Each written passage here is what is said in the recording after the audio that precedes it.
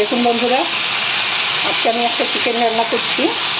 আমি একটু আগে থেকে শুরু করেছি। চিকেনটা ভালো করে নুন আর ভিনিগারে ধুয়ে নিয়েছি। তারপরে একটু নুন মেখে রেখেছিলাম আধ ঘন্টা। তারপর সাদা তেলে আমি চিকেনটাকে একটু হালকা করে ভেজে নিয়েছি। তারপরে এর মধ্যে দিয়েছি পেঁয়াজ, রসুন, আদা, কাঁচা লঙ্কা, গোলমরিচ, আর দিয়েছি একটু চারমগজ 1 চামচ। এখন আমি এই যে পেস্ট করার যে আমি এটা ধুয়ে একটু জল দিয়ে দিলাম, কারণ তলায় লেগে আসছে। মশলাটা দিয়ে আমি ভাজা ভাজা করেছি। এখন আমি এর উপর দিয়ে একটা পেঁয়াজ কুচিয়ে আমি এভাবে ছড়িয়ে দেবো, দিয়ে এটা আর একটু কষিয়ে নেবো। আর আমি ফোড়নের মধ্যে একটু মেথি ফোড়ন দিয়েছিলাম চিকেনটা ছাড়বার আগে।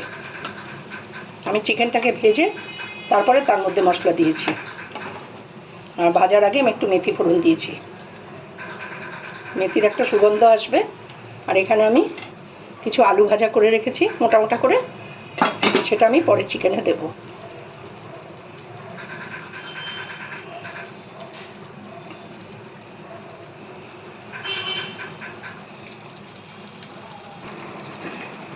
মাংসটা কষানো হয়ে গিয়ে আমি অল্প জল দিয়েছি, দিয়ে আমি ফুটে গেলে এই ভাজা আলুটা আমি এর মধ্যে দিয়ে দিয়েছি। এখন আমি দেব এর মধ্যে একটু গরম মশলা, এর মধ্যে আছে 2টো এলাচ, 1 ইঞ্চ দারচিনি, 2টো লবঙ্গ, একটা পাপড়ি জায়ফল, একটা পাপড়ি জয়িত্রী, সামান্য 1 চিমটি জায়ফল। আর জায়ফলের গন্ধটা একটু উগ্র, অল্প দিতে হয়। দিয়ে আমার রান্নাটি মোটামুটি হয়ে গেছে। এর মধ্যে একটু চিনি দিয়েছি। আর পেঁয়াজটা যখন আমি ব্লেন্ডারে ব্লেন্ড করেছিলাম মশলাটা, তখন আমি এর মধ্যে 2টো ছোটো টমেটো দিয়েছিলাম ওই মশলার মধ্যে।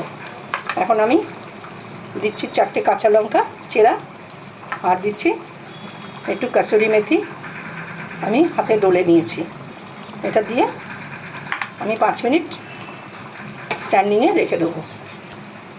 স্ট্যান্ডিং টাইমে রেখে দেবো। তারপরে আমি এটা সার্ভ করব।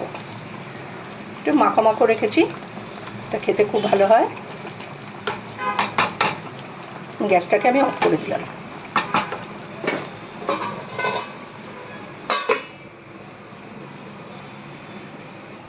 বন্ধুরা, আমার রান্নাটি এরকম হয়েছে। খেতে খুব সুন্দর হয় আর খুব একটা সুন্দর ফ্লেভার বেরিয়েছে। এটা কাসুরি মেথি দেওয়াতে আর গরম মশলার গন্ধ মিলে সুন্দর সুগন্ধ বেরিয়েছে। আপনারা করে দেখবেন। আমি শর্টে ভিডিওটা করলাম, ভিডিও অনেক বড় হয়ে গেলে খুব সবাই দেখতে চান না, সেই জন্য ছোটো করে করলাম। আপনারা সবাই দেখবেন, ভালো লাগলে রান্না করবেন। আর কেমন লাগলো আমাকে জানাবেন কমেন্ট করে, তাহলে খুব আমার ভালো লাগবে। সব ভালো থাকবেন, সুস্থ থাকবেন। আগামীতে আমি অন্য রেসিপি নিয়ে আসবো। নমস্কার নেবেন। এখানেই শেষ করছি।